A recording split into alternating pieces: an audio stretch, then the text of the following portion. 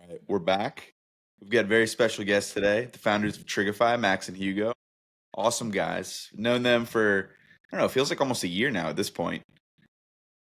Started in the WhatsApp groups, made our way to LinkedIn, and then, built a real relationship out of it. So it's exciting to have you guys on. We've been using Trigify for a while now with our clients, with ourselves, and gotten some amazing results, and we'll talk about all that. But Max, Hugo, give you guys a chance to introduce yourselves too. Thanks, man. I think it's been longer than a year. I think I kind of like have known you for probably a couple of years now, and we've been spoken flippantly, but it's probably, I guess, properly formed in the last year. Yeah. Friendship is formed. Friends. Yeah. Yeah, no, listen. Thanks for having us. I'm excited for this. I'm Max, obviously, one of the co-founders and the CEO of Trigify, and Hugo. Yeah, I'm Hugo, the co-founder and COO, and Max's cousin, among many accolades. So, What is an accolade being my cousin, or just yeah, I don't know. It's just undecided. Yeah. That's a true story too. So I feel like a lot of people don't know that about you. Ali just found that out 5 minutes ago. I just found it out like a month ago. But yeah, Max and Hugo look nothing alike, but they're actually cousins. Yeah. We've actually been doing business together for a long time. We were the typical cliche individuals that used to do a lot of drop shipping. Fun fact, like we used to sell like ventilation flaps on Amazon. Like that was us back in the day. We've always been trying to look for a way to hustle. Every idea that we've had in the past was Hugo's idea, and it all failed miserably. Triggerfire was my Naturally. idea, and the first one that I did. It's going all right so far. And there's an interesting backstory there too with Trigify, right? So you guys started off doing automations. I know Max, you've written multiple courses on N8N as well, but how did that all funnel into Trigify? I guess how did this turn into what it is today? Because now you guys have, I don't know how many customers, maybe we can talk about that. But you guys are a pretty substantial SaaS business now that you really built from the ground up. So talk to us about the origin, how this all got started, the automation agency, the automation courses, and how this came about. Yes, so it kind of all started, fun enough, back when I was working for a few different companies. Ironically, we were just talking off camera, right? But we're talking about when I used to live in the US. And actually, it all started when I moved to the US and moved to New York and had to hire an SDR. And I realized at that point that this is like just the most ridiculous thing that I had ever done, which was spending like 70 grand on someone who had never done sales or anything before. And it was at that point I was like, I am going to start to teach myself how to automate things and how to create workflows and things like that. And one thing led to another. It became quite an obsession for me, and I got quite addicted to the whole process. And eventually met a chap called, who I'm sure a lot of people will know listening to this, Jesse Ouellette, who kind of gave me the addiction a little bit even more. And so I left where I was previously working. And you were a director of sales at the time, right? I was VP of sales at the time, yeah. Okay. And I'd scaled that company from the UK to the US, and went from like 0 to 3-4 million pretty quickly. But wanted to start to create, well, actually it's a funny story. I actually got fired from that job. So I started introducing all of these workflows and automations, and they were like, well, listen, we don't need you really anymore because you've created all this efficiency. So I fucking got myself like fired out of a job from doing what I was doing, which was good fun. And it was at that point I was working very closely with Jesse. I was like, I'm going to start I want to start my own business now. I want to combine my knowledge that I had from that previous company, and also my knowledge from the previous company before that, which was Meltwater, which is a media monitoring, social listening company. The prior company that I worked at was Selligence, which was a signal company. So it kind of made sense to start combining those two companies together. And it started as an agency, and I started doing it just initially, just more actually of a consultancy level. And I was like, geez, like people really love this thing that I'm building for people. And I think I got about 5 or 6 people. And it was that point I was like, I need to bring Hugo or someone on to help me. And like I said, me and Hugo were always close. Like at the time, he was trying to build like a HeyReach equivalent tool for like Twitter. And I was like, your idea sucks. Why don't you come and work with me? Like, this is actually making money.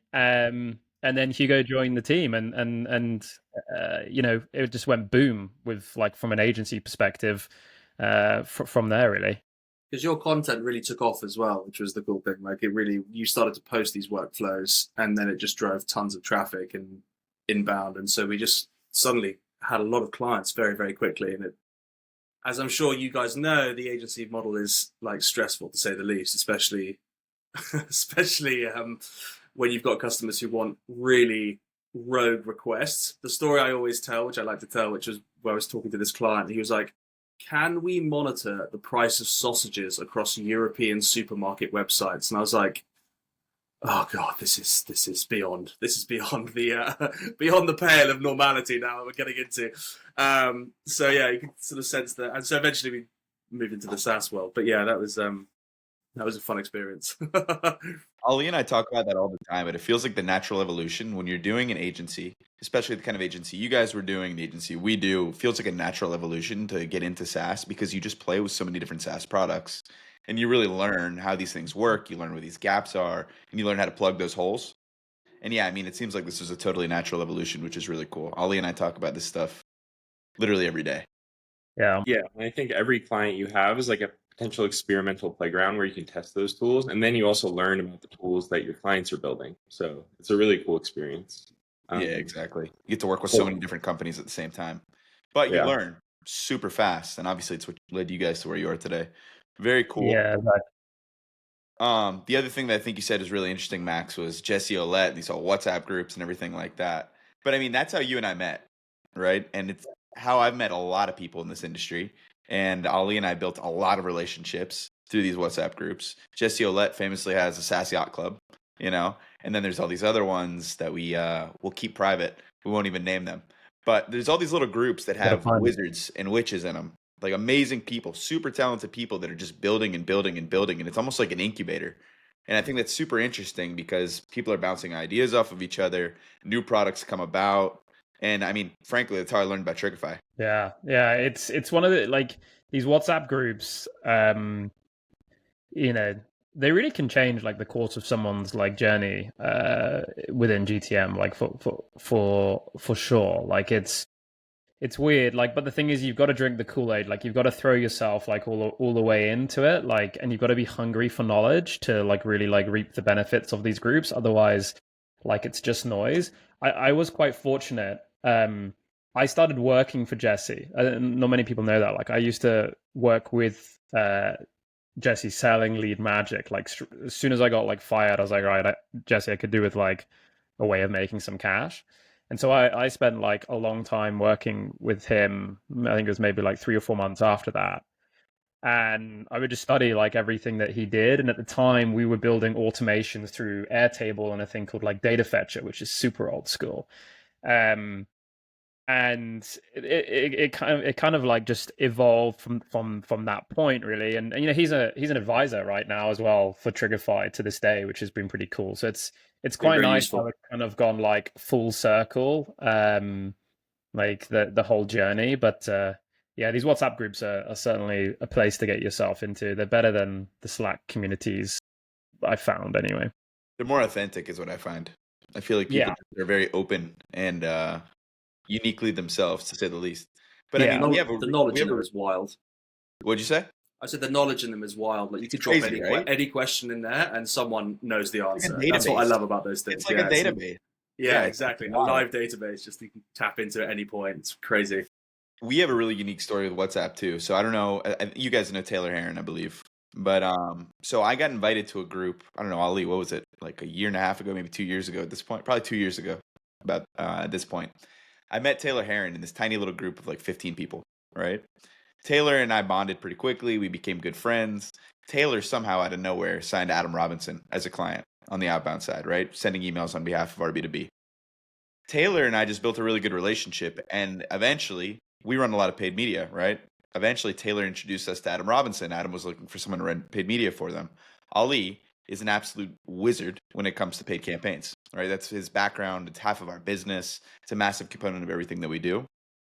And because of that interaction with Taylor, meeting Adam Robinson, we ended up running our B2B's paid media campaigns, which I mean, it absolutely exploded our business because Adam posted about us. Adam's got 120,000 followers on LinkedIn, and we just absolutely exploded from that. So it's like when you say WhatsApp can really change the trajectory of your GTM experience, I mean, that's a living example.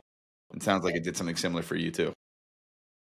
Definitely. I mean, yeah, definitely. It's yeah. Taylor, funny enough, he messaged me the other day. Like he took I did like an automation course like a long time ago, and he took it, and he was like, dude, he was like, ever since that, like it changed everything for me with like how I was like operating. And I was like, it's so wild when I look at the people who took that course like back then. I was like, Jesus, all these people now are like running like the most successful like fucking agencies ever. And I'm like, Jesus, I should have charged way more than what I charged. Many people also just shared the credentials, let's be honest, and just Yeah, passed it probably around. loads, man. Yeah. Yeah, Yeah, yeah, exactly. agency world. Yeah, Everyone's a hacker. So yeah. it brings me to my next question, though. Max, we talked a little bit off camera about this before we started recording, but it sounds like there's been some changes lately to Trigify. So I want to talk to you guys, both of you, about the long-term vision. How has Trigify evolved? I mean, you guys are now, at least from my understanding before we started this call, focused on social signals, but before that, it was a little bit even different from there, and there was a pivot before that that really changed the trajectory of the course of Trigify already. So I'm Gone through a curious few to hear. skins. Yeah. Yeah, exactly. So I'm curious to hear about what's next. Let's talk about the evolution of Trigify, how it got to where it is, and I don't know, maybe you want to drop a bomb on me, Max, that you were teasing before this. Yeah, man. I mean, so let's look at where we've been. We started the journey as we actually, I don't know how many people know this, but like the first month of Trigify being a SaaS product, we were an AI SDR tool. And it was literally the very first person that went on to use us, typed in the most rogue prompt into the AI SDR. And I just thought at that point, I was like, fuck this concept will never work. The churn will always be ridiculous, and people always expect way too much of like an AI SDR. And luckily, I'm seeing it across the industry. Like churn is like through the roof on all of these tools, and yeah, it's bloody hard to set expectations. And people actually really don't. People are really uneducated with AI. I think it's a lot better than actually it is, and don't give it the benefit of the doubt. So we then pivoted to become an all-encompassing kind of signal tool. We did jobs, we did funding rounds, we had like our own kind of agent in there, like we did people movements, blah blah blah. And really at that point we were trying to take on tools, like Common Room and all of these kind of signal providers, right? But it felt like we were just like a hamster on a wheel, in a race against companies that had some seriously bigger wallets than us. Common Room's done 50, 60 million raise, right? Like there's no way that you're going to really compete with these companies. And so we then pivoted to go. The other thing was like we noticed that there was like one signal above all signals that just helped people astronomically. And that was social signals, right? So understanding what people are talking about, how they're interacting with certain content, how often they are, and the strengths that come out of that, and then kind of outbounding off the back of that. Since we made that pivot, which was last August, it kind of went like boom for us. Like prior to that, it felt, yeah, like I said, like a hamster on a wheel. Like we were bringing in customers, but churn was high, and it was like painful. Bit of a slog to really sell it. Yeah. Yeah. And then the social signals came in. We went full PLG. And since then, it's been excellent. We bring on 800 or so kind of trials a month. So like marketing's like been really, really good. It's gone from kind of nothing. Trigify was kind of nothing to really like basically gaining momentum and putting us into like a really firm position where we have I think close to just under 300 customers, like paid customers, and gosh, I think like 700 users maybe like actually using the platform, which is quite cool. And like I said, near 1,000 people sign up to do our trial as well. So it's been really good to everything where we are today.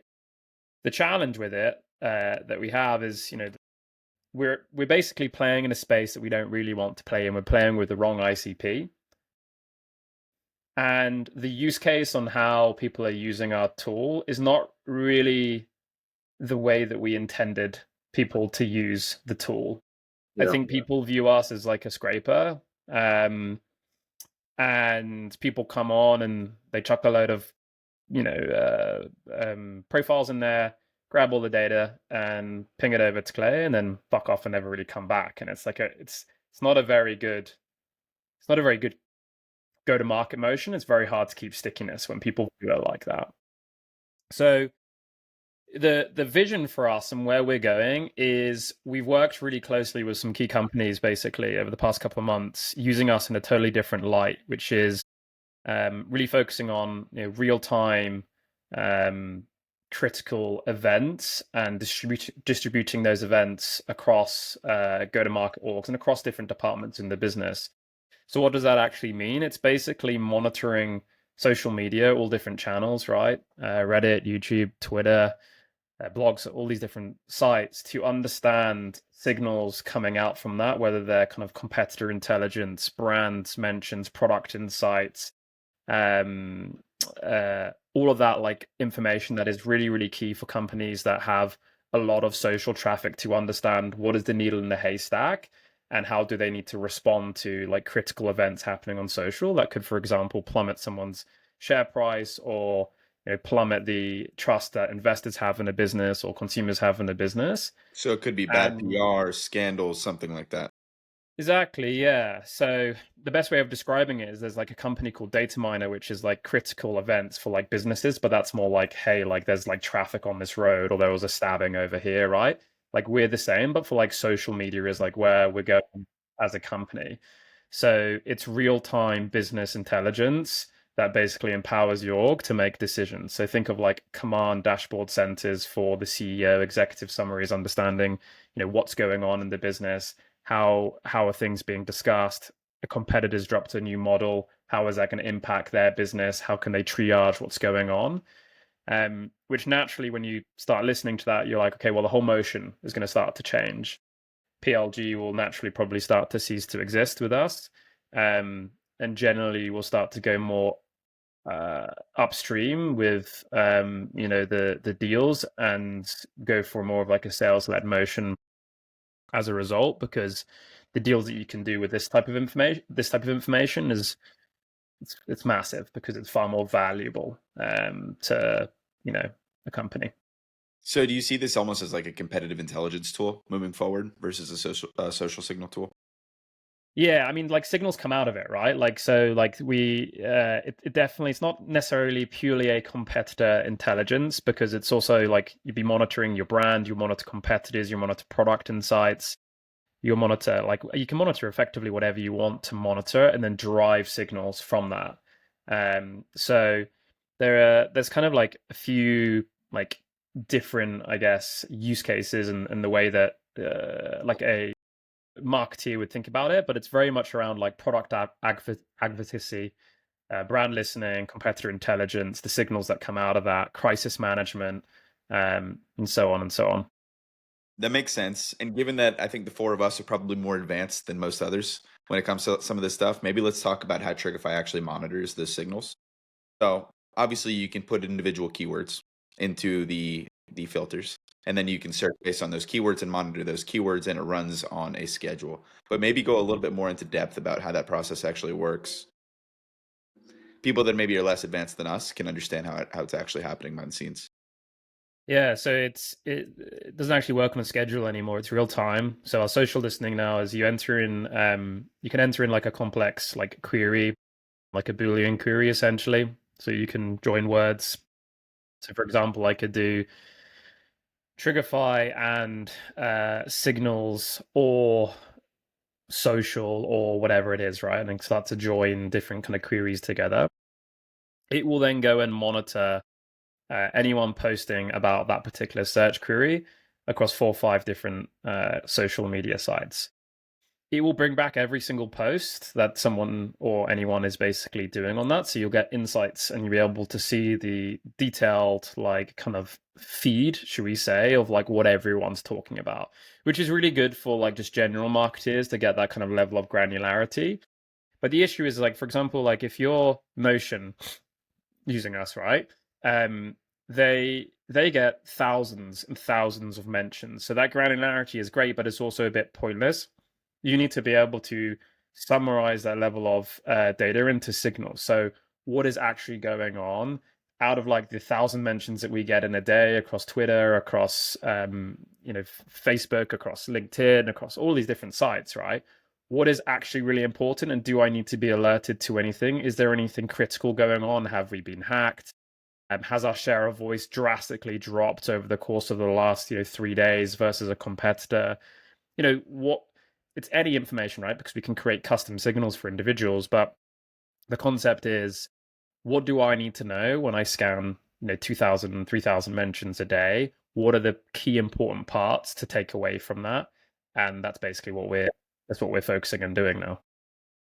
That makes sense. And something that you guys have consistently told me, which has impressed me, and it's also eased some of my concerns along the way, is you guys don't actually have to log in to any profiles. And because of that, you make it feel a lot safer, which is a great feeling for anyone who's in marketing and anyone who really values the presence of their social media profiles. I know for Ollie and I, we drive a ton of traffic and bookings through our LinkedIn profiles. So for us to not have to worry about our LinkedIn profiles potentially getting banned because we're not logged in and doing anything crazy like maybe a phantom buster or something like that, it's a huge relief for us. So it's the same, I'm assuming, across all the different channels that you're rolling out as well, right? Yeah, we have API access to the majority of these social channels, so like there's no need for you to log in or have anything. It also means you can search for literally anything, right? Competitor intelligence, your own brand is one thing, but it's also really interesting to understand, industry trends, influences emerging in amongst the industry that you could work with, and the use cases are kind of pretty endless, right? But the concept is you could essentially query anything and derive insights and signals out of that search that you're basically doing. Makes sense. Yeah, that makes perfect sense to me. This is exciting. I'm excited about the pivot. Last time you guys made a pivot, and it obviously went very well. So yeah, let's see. This one, three. Let's hope we could do 3 in a row. Yeah, that was actually something I wanted to ask you about, Max. You were talking about when you saw that query for when you were building the AI SDR, like it was weird. You didn't want to keep building that. You said things got painful in the middle of last year, and you also started working with those 6 key customers. What is that, more strategic, or is that like a feeling based thing? Like, are you always trying to test like new angles, like intentionally, or you realize like something's happening, things are slowing down, momentum's not there, and you want to try something new? Like, how are you thinking about that? I think it's like so. So there's 2 answers to that. The first part is the AI SDR. I just realized that there's not like a future.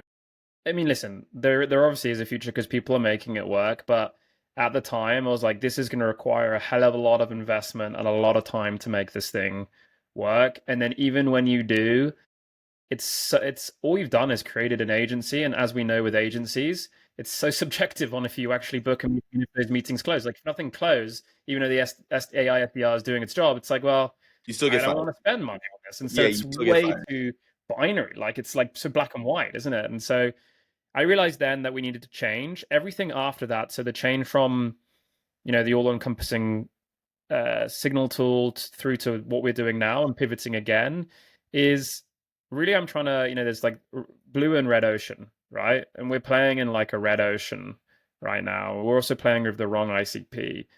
Ironically, it's so much harder to close a $149 monthly deal than it is to close a 30, 40K deal. Like it sounds so weird, but It's it true. really is. And I tell you what, a $149 deal requires so much more attention. They expect so much more. It's very, very draining, and it's very, very hard to do when your pockets aren't lined with cash, which ours aren't. We don't want to go do another round. And so, I think building a PLG company and just the way that the whole product right now is handled, people I think just view us as like a Clay extension, and I don't want that. I don't really want to be associated with Clay. Like nothing against Clay, but like it's just the wrong market. We're playing with the wrong people, and it'd be very, very hard to get substantial traction playing like this slow down. Like I actually said to the team the other day, with vibe coding, I truly believe that like PLG companies are going to really struggle because everyone just thinks that they can probably build it themselves now. The reality is they can't, but people will try and do it. And so you're just always going to experience such an aggressive level of like churn, and it's very hard to predict it, and it's very hard to get a business going. And so, really the reason for the pivot is the data that we have is insanely valuable. The people that we're using it don't see that value in it. They just see it as like such a binary way to create a go-to-market campaign. And it's a lot more than that. And it can be a lot more than that. And then the other part is like, we could scale this business a lot faster if we go after the right people and attract the right type of people. And so that's kind of like, I guess, like the kind of the logic to the change again, which also puts us into the blue ocean rather than in the red ocean, right? I think we've been quite surprised at how, with like PLG especially, like how fickle people can be, and also like any like semblance of a sort of negative experience turns them off straight away, and you lose them forever. It's really really hard to get them back, because if a button doesn't go the way they want, or they can't find something or whatever, they just bounce out. And I've definitely noticed with PLG and like however many pop-ups and all the rest of it, like nobody reads anything. And so it's really hard if you haven't got someone there guiding them and showing them. And we've ended up now kind of doing a sales motion, but for PLG, because I have to get on the phone with a lot of people and guide them through and spend half an hour talking. So lazy. It's wild. Yeah. So wild how lazy people are these days. Like even people that we know, Alex, like I won't name names, but it's like you're meant to be technical. Like it's kind of mental how like lazy that you won't put 2 and 2 together. Like so it's I mean, it's PLG's hard, man. Like total kudos to the people that pull it off. I really think that you've got to be you've got to be the first to do it. It's got to be super viral, like it. Otherwise, it's a slog, and you burn a lot of cash doing it. Like that's the thing. I find that really interesting, to be honest, and I've seen that and heard that from multiple founders of PLG companies. It seems like once you get PLG right, it's a cash cow, right? But getting it right can be way more expensive than just hiring humans to do an actual sales-led motion, just because you pour so many resources into figuring things out, testing, automations. You fail a lot, and failure is expensive. But at the same time, I feel like you learn faster. You definitely do. You definitely learn. I mean, the different learnings. But like you said, like sometimes there's no rhyme or reason with why something works and something doesn't work with PLG, and that's like the painful thing. It's just a time game, and ultimately the idea might never be there. That so you could also spend so long trying to master PLG, but the idea just isn't good enough. And I think that's a little bit where we're at now. Like I think when we pivoted, like really good, and made an impact in the marketing channels that we have, like the people that we want to, like a lot of agencies use us and so on and so on. But we did always want to be more. We wanted to be more of like an embedded tool in marketing and sales. And so I don't think it's a pivot. I think it's like an evolution of our journey to really start to find a place that we can embed deeply in a business. And ironically, this actually starts to play more to my strengths. It goes closer to what I was doing back when I worked at Meltwater for like 6-7 years, right? It's like it's really starting to get closer to that part, which I know very, very well. I know how to, and I've also never done a PLG company, but I've built a lot of sales teams. So again, I think it's also a case of playing to the founder's strength is a key thing to get everything off the ground. And I think we will go back to PLG. And I don't even think that we will purely just do sales. That I think there's going to be like an in-between hybrid motion that we will do. And I think it's just having hopefully like it's the right call and having the courage to basically go ahead and do it. And I think that will like unlock new opportunities and bigger growth for us. Makes sense. And you guys have done a handful of other courageous things too. I mean, there was a campaign that you guys ran. I think it was at SaaStr in Europe, where we were supposed to meet in person for the first time, and we ended up going back. We were in Europe for a while. Ended up going back a little early and missed that. But you guys did some viral marketing stunts, I remember, there. And it feels like you guys are very accustomed to taking risks and trying things that are a little bit out there. Give us like a 2-minute spiel about that marketing stunt, because I thought that was awesome. It was good fun, that one. I'll take it. Yeah, it was basically we were at SaaStr. We turned up, and we had the idea before, but we got there. We paid quite a lot of money in our heads for this like very tiny stall that we ended up. It was about this wide, and that was it. And so we had this idea to kind of basically have codes you could scan, QR codes you could scan, and basically start plastering them all over the arena, but with different messaging. So like one was clear. Yeah, it works really well. But it's so annoying because we film with Trigify, we basically try and film everything, right? Like the whole build in public. And like I had one of the organizers come up to me and fucking start telling me off, like right on the stool, being like, take it down, like you're putting it all over our stuff. And I'm like, so annoying we didn't get this on camera because this is great. Like the fact that we got told off made it even better. Like it was like it validated our stunt. I mean, that stuff works super well, though. I mean, there's another company out there in San Francisco called Artisan that's been just posting stuff everywhere. Stop hiring humans. Their whole goal is to go viral, be cringy. Like that's their whole thing. I saw his post. Yeah, it was cringe as possible on the billboards. Yeah, exactly. Yeah. And then you've got Adam Robinson, who's done a lot of stuff that's just very it causes conflict, right? And that conflict or that kind of just tension, it causes eyeballs, and eyeballs spark curiosity, and then curiosity turns into dollars, and then your product starts growing. So it's like we're seeing a lot more stuff like that. And frankly, I'll be honest, I love it because it makes this space a lot more fun. Yeah. The one thing that I'll say about it though is like it's very, and we live and breathe, we drink the Kool-Aid on this, but the challenge is the marketing strategy then sends a net quite wide.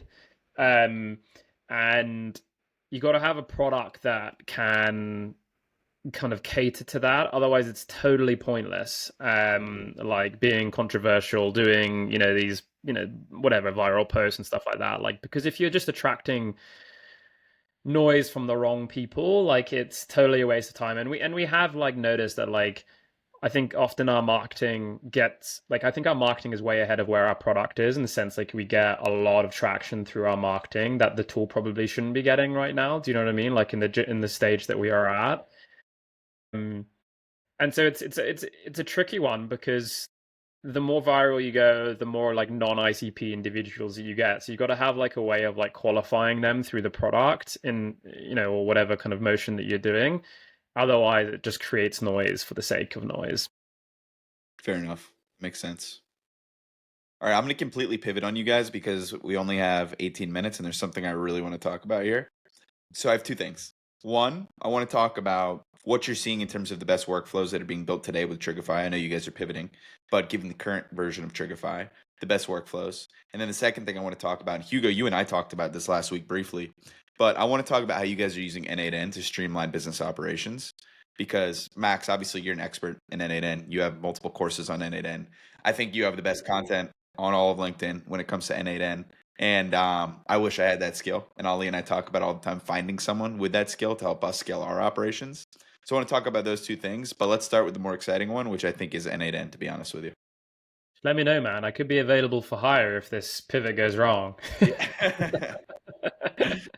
I might need a job. Yeah, what do you want to... So you want to know the most exciting, like N8N? I want to know about the workflows that are saving you guys the most time. I want to know about the functionality of some of these workflows. And then, maybe even let's plug your course because I've heard so many people talk about the course that have just changed the future of their business just by learning N8N. Nice. I mean, we have... I think we have about 30 different agents that I build everything through N8N, right? But 30 different agents running for Trigify. Like we're only a team of 5, which is crazy. So we have a lot of things running for us and empowering us. Now, I'll talk about. There's a few. The one that comes to mind, right? So like what we've been talking about, like the challenges with scaling and the wrong ICP and people not using the product in the way that we want to use them. And I don't have like a customer success team. Well, you're actually kind of looking at him. Hugo's like my customer success rep, so to speak. Man who wears many hats. Yeah, he's our Swiss Army knife of Trigify. But Hugo can't be everywhere and everywhere. And so I created an agent that basically is monitoring my entire customer base. looking at exactly how they're using Trigify, the ways in which they're using Trigify, how often they log in, literally every click, sync button that you press within Trigify is tracked via these agents that I have. And essentially what it's doing is it's like a low usage agent. So as soon as it starts to spot that the usage is deteriorating with you, or that you're using it in a way that we feel probably isn't the best way to like maximize campaigns with Trigify, this agent kind of springs into life, so to speak. What it will do, so first of all, like that's quite cool, like it's monitoring and understanding that. And then as soon as it finds that, it then basically starts to research the user and the company to understand the context of perhaps why they're using Trigify. Then it does a deep dive into their entire usage. And then it starts to create use cases for them to use. So it's like, okay, well, actually, this is how you should do it. This is a step-by-step guide on how you can start to get, maximum value out of Trigify based on your very specific use cases. So giving you the search queries to enter, giving you the profiles to start tracking, giving you everything that you need, like on a silver plate. And then engaging with them via email or via Slack if they're in our Slack community. So it finds them on Slack and sends them that as well. Do you have the ability to send it via chat and Trigify? Yeah, you could do. Yeah, you can send it through. We use Gleep, so yeah, we could send it through there as well. Currently, it's not. It's going through email and Slack as the two channels. But we could even add LinkedIn. We could add Gleep or Intercom or whatever you want to use as well. In theory, yeah, it's been huge because I did a post actually on this the other day. From all of like our low users, it's like re-engage 60% of them to get back on the platform, which has just been massive. So that's like been a really cool one. We created like a really cool referral agent. So when someone signs up, for example, let's say you signed up, Alex, to Trigify, it would then go find other people at Understory that would be relevant to use Trigify. So then it would ping like Ali being like, hey, you've had people, sign up Trigify. Why didn't you sign up as well? So for every one user, like we aim to convert into 3 users, and the agent basically that's like that agent's job.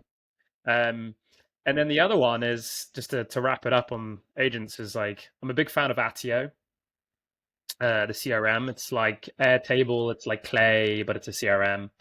And they've got a free plan. They got a really generous free plan.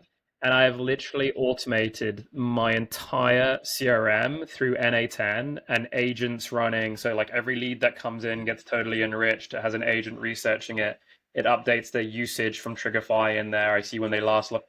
I have all of the information that you could ever dream about and want. If people are changing roles, moving, whatever, it's basically monitoring it. These agents scour my Attio and update it. And Attio is totally free, which I find I just find it so funny that like I Wild, probably have isn't it? one of the most sophisticated It's wild. CRMs on being powered by like N8N agents essentially. Yeah. Yeah, and I think that's one. I think we need to address the elephant in the room. This isn't normal for SaaS companies. SaaS companies don't have this level of sophistication with agents running on the back end of their business with a lean team of 5 to do the job of what you used to have to hire 20 people for. So when I think about AI and I think about all the different use cases and efficiencies it creates, this to me is a perfect example. I think building N8N agents to monitor usage, come up with different ideas that you can shoot right over to your customers and tell them how they can be using your product better. Amazing. And you're powering a lot of this with Post Hog too, right? Yeah. Post Hog. So like it's the key thing is like we did a course the other day at Trigify. It was called like the network effect, and the whole like emphasis was on like data transformation from like one side of the company to the other. And so like every product that we use has to have an API, it has to have the ability to query data, and it has to be able to create data pipelines.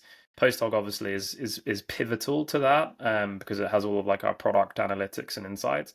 And that actually, I don't even need to build an agent that can sync into Attio without me doing anything as well, which is pretty cool. Absolutely wild. Yeah, it's very cool. Actually, I'll give you one more because this is a cool story. In February or March, I can't remember. Me and Hugo did like 3 or 4 posts over the course of a 2-week period. We generated, I think it was about 1.2 million impressions across the couple of posts that we did. The content from that was entirely generated through a content agent that we had created as well. So like it was like our biggest, I think, Hugo, you got like 3,000 or 4,000 followers off one post. I got like 6,000, 7,000. It just went like mental, and that content came entirely through an AI system. And you posted about that agent too, didn't you? Yeah. Yeah. Yeah. I remember seeing that one. With Yeah, content makes content. It's yeah, the really exactly. thing. Content makes content. But it was like 30 different nodes I remember seeing, and I was like, wow, this is absolutely wild. Yeah. Oh, yeah, I even sent Bamboozle. that one to you. Yeah. Yeah, it's crazy. I think you have the type of content that's just very shareable, right? Because people know it's like, man, I wish I could implement this, and they send it to someone else, hoping that that person knows how to implement it for their business. Because at the Yeah. end of the day, the stuff is sophisticated. It's not easy to build, and it's No, it's not. And I mean, I kind of wish I just built like I kind of wish I just built NA10 myself, like because I would love just to sit and do the content on it, like because I love building these things. I find it such a hobby for me. Like I help a lot of people out with it now as well. I'm doing a lot with like KD, for example, at the moment, like helping him automate like his entire business and build agents, like custom chatbots and all that stuff, because it's just like a bit of a passion project for me as well. So maybe I built the wrong business. yeah. I mean, if you have extra passion sitting around, maybe we could use your help too. So 100%, dude. 100%.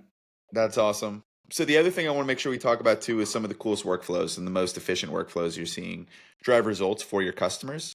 I mean, I'll talk about one really quickly, but I think another use case, you mentioned outbound being a primary use case for the current version of Trigify, right? But at the same time, it's like we are a all-bound agency. So we run a lot of GTM engineering projects and outbound projects. But we also run a ton of paid media for some of the biggest names in SaaS. And with that said, an interesting use case that we found immediately was creating ad audiences from Trigify. Now, there is a caveat there because ad audiences, especially on LinkedIn, you do have a minimum. Ollie, correct me if I'm wrong, the minimum is 300, 350? 300 matched users. 300 matched users. So you have to have enough content to track in order to create those audiences and enough adjacency across those posts that you're tracking or those creators that you're tracking. But if you find that, you can build these really, really highly targeted ad audiences as well.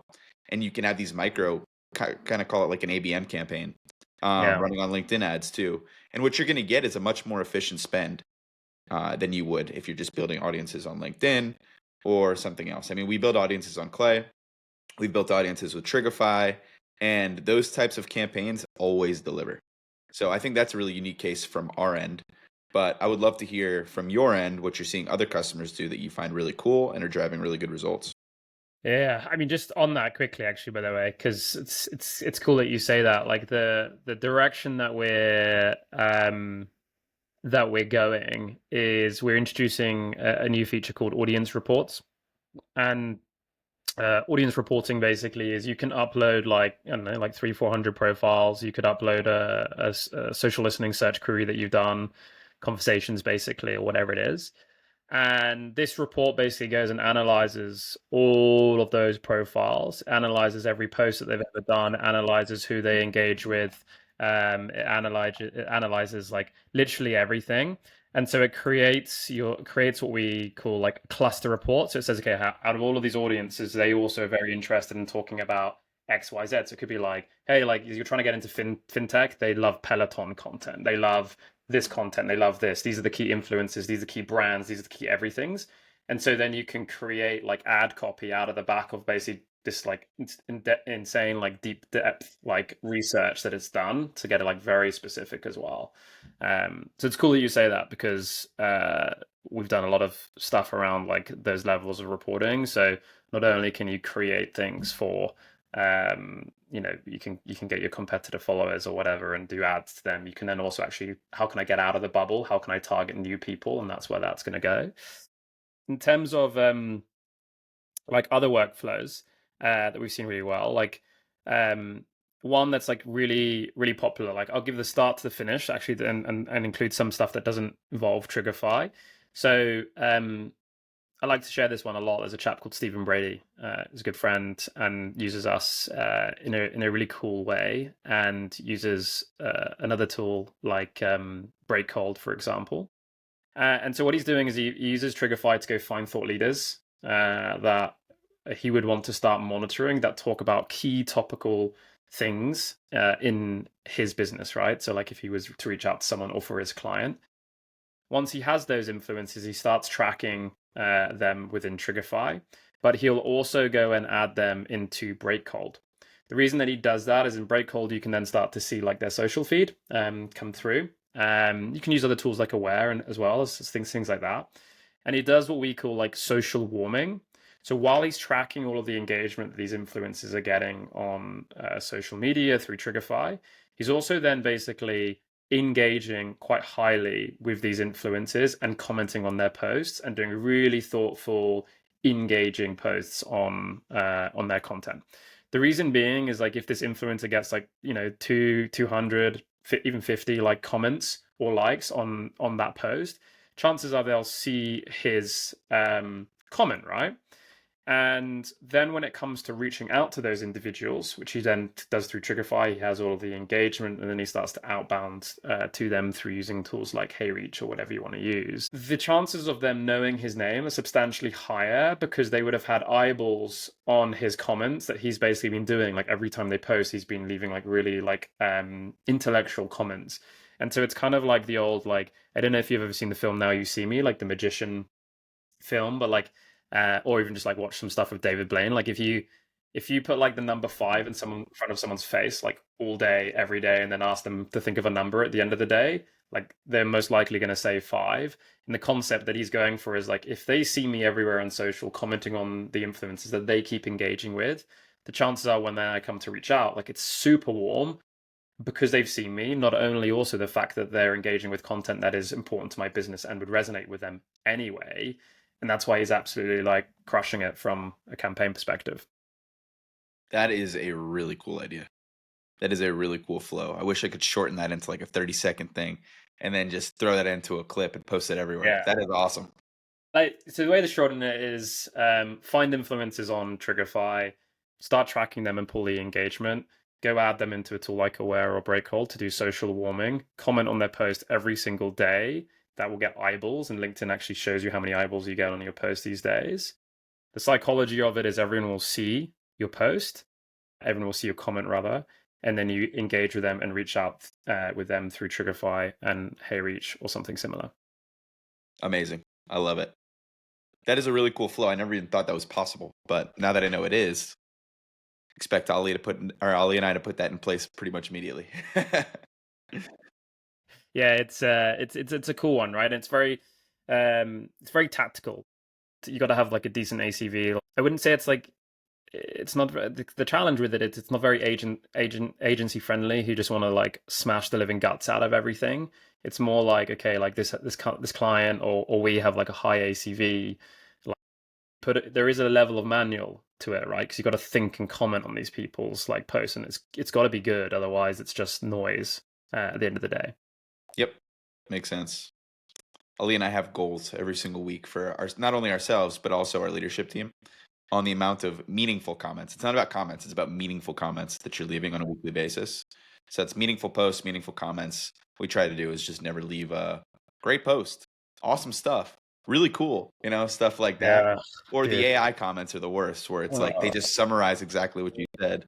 You know what I do? I've started doing this intentionally.